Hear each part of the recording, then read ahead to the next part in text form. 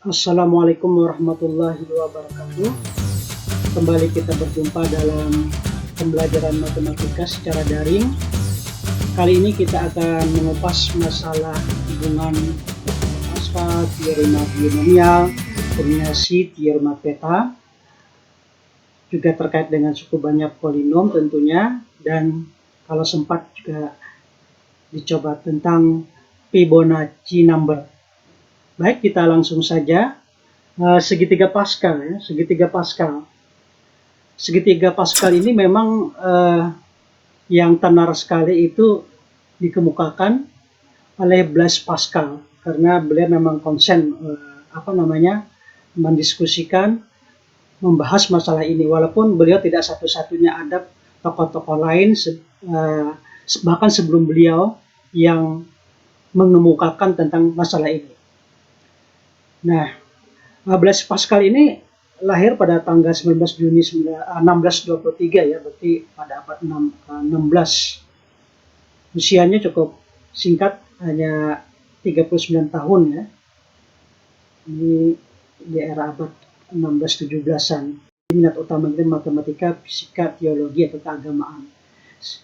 Nah, silakan nanti kalian kalau mau lebih dalam terkait dengan ini, khususnya tentang segitiga Pascal, literasi referensi lain boleh di capturein. Kita kembali ke segitiga Pascal, bahasan kita. Jadi ditulis satu dulu, namanya segitiga, nanti kita lihat bentuknya segitiga. Kemudian di kiri kanannya di satu-satu, ini bentuknya seperti segitiga ya. Ini yang pertama, ini yang kedua, satu-satu. Kemudian yang berikutnya taruh satu-satu lagi. Kemudian di sini akan kita isikan angka sebagai penjumlahan yang di atas, 1 tambah 1 berarti 2. Kemudian yang berikutnya ini satu-satu lagi, ini bagian ini akan diisi oleh 3, yang ini juga 3 sebagian dari 1 tambah 2. Di sini adalah 2 tambah 1. Berikutnya dengan cara serupa, satu-satu kita lihat polanya, 1, 3, 4, 3 tambah 3, 6, 3 tambah 1, 4 lagi. Berikutnya ini 1, 1 lagi, 1 tambah 4, 5, 4 tambah 6, 10, 6 tambah 4, 10, 4 tambah 1, 5. Oke, berikut. Nah, terus ya, 5 tambah 10, 15, ini tadi 1 tambah 5, 1 tambah 10, 20, 10 tambah 5, 15, 5 tambah 1, 6. Demikian seterusnya. Jadi kita melihat polanya itu, ya, bentuknya segitiga, dan ada pola, ada aturan yang menjamin bentuknya itu harmoni dan simetris lagi. 121, 1331, 14641.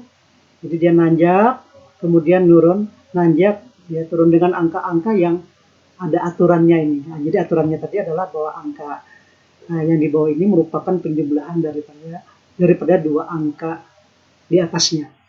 Oke, inilah segitiga Pascal. Lanjut ke teorema binomial, biasa juga dikenal dengan binomial Newton. Ini ada tokohnya ya, yang kita juga sama tahu, tokoh matematika, fisikawan ya, Sir Isaac Newton, yang terkenal dengan gaya Newton. Jadi lahir pada tahun 1643, tutup usia pada tahun 1727, usianya cukup lumayan panjang, 84 tahun. Dia mendapat gelar kehormatan Sir Isaac Newton dan dimakamkan di Westminster Abbey. Ini pemakaman yang terkenal di Inggris. Silakan nanti untuk referensi bisa Anda capture ini ya. Kita kembali ke diskusi kita. Kita mulai dari A tambah B pangkat 0. Ini suku 2 ya, ada 2 suku. A, yang kedua B, A tambah B. Hasilnya pangkat 0, 1. Berpangkat 1, hasilnya A tambah B, berpangkat 2 berarti A tambah B dikali A tambah B. Nah, ini kita tulis seperti ini. Yang biasa kan kita dalam hitung-hitung itu A kuadrat plus 2B plus B kuadrat.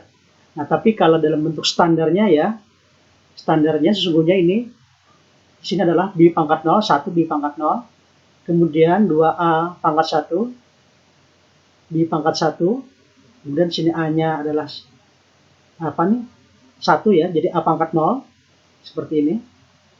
Kita perhatikan pangkat A bergerak dari 2, 1, 0, sebaliknya B dari 0, 1, 2.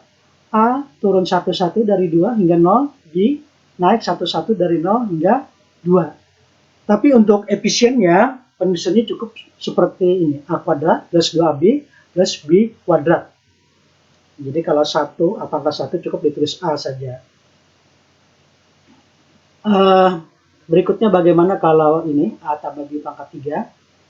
Sebelumnya kita lihat, kalau umpamanya pangkat 0 sukunya 1, pangkat 1 sukunya 2, pangkat 2 sukunya 3.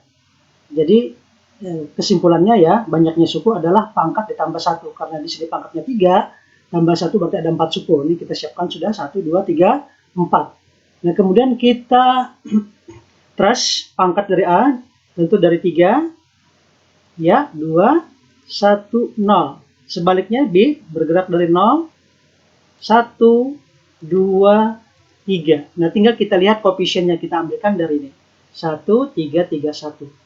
Kalau tadi kan 1, 2, 1 ya, ini 1, 2, 1. Jadi kita ambil 1, 3, 3, 1. Masukkan 1, 3, 3, 1. Tapi untuk efisiennya cukup ditulis A pangkat 3 plus 3 A kuadrat B plus 3 AB kuadrat plus B pangkat 3. Lanjut, kita akan dalami pola pada binomium Newton. Kita ambil kembali pada bentuk terakhir tadi, ya seperti ini. Kita perhatikan polanya ya. Pertama, pangkat A dari suku ke suku. Kita lihat pangkat A dari suku ke suku 3, 2, 1, 0. Ya, berarti turun 1, 1. 3, 2, 1, 0. Yang kedua, pangkat dari B 0, 1, 2, 3. Ya, dari suku ke suku naik 0, 1, 2, 3. Baik, berikutnya kita amati lagi. 3 tambah 0, 3, 2 tambah 1, 3, 1 tambah 2, 3, 0 tambah 3, 3. Ya, jadi kalau kita lihat jumlahnya semua adalah 3. Berikut, koefisien suku-suku simetris mengikuti pola segitiga Pascal. Tadi sudah jelas ya, tadi ada sudah disinggung pada bagian sebelumnya 1, 3, 3, 1. Ya. Sebelumnya 1, 2, 1. Jadi dia simetris.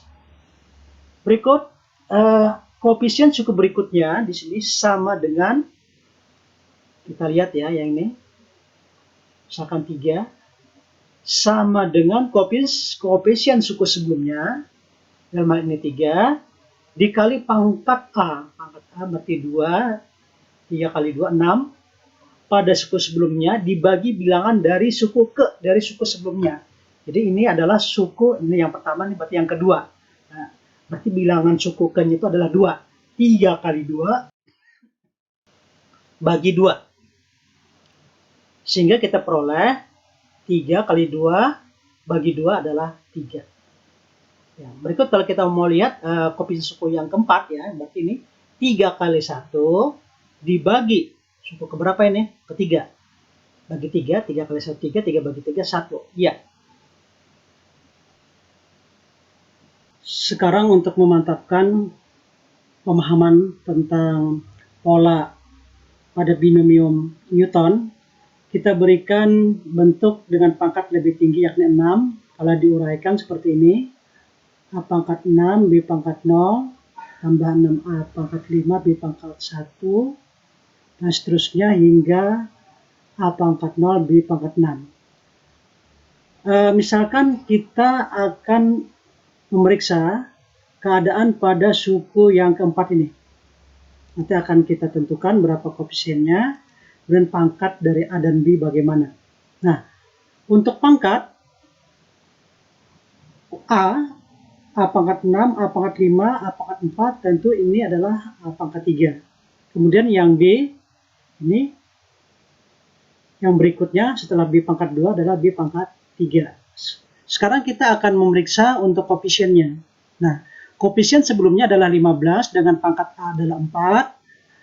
Suku yang ini, suku yang sebelumnya adalah suku yang ketiga, maka nanti 15 ini kita kalikan dengan 4.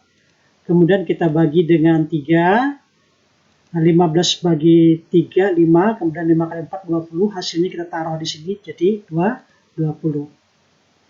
Nah, ini relatif mudah ditangani karena data pada suku langsung sebelumnya itu ada. Tapi bagaimana kalau kasusnya seperti ini?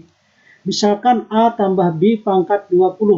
Pangkatnya cukup besar, 20. Dan langsung loncat yang ditanyakan adalah suku ke-17-nya. Maka kita bisa saja menyiapkan seperti ini. Ya. Nah, apakah kita nanti untuk menemukan ini harus merentetnya dari 1A pangkat 20, B pangkat 0 sebagai suku pertama, kemudian nanti suku kedua, ketiga, dan seterusnya hingga sampai suku ke-17. Ini bahkan repot ya, banyak pekerjaan. Tapi baiklah, kita periksa dulu mana yang bisa kita tangani, terutama dalam hal ini adalah pangkat dari A dan B.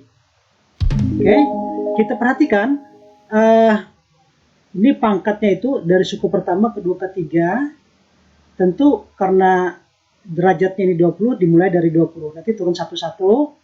Jadi A pangkat 20, A pangkat 19, A pangkat 18, A pangkat 17 dan seterusnya hingga UN. Bla bla bla bla.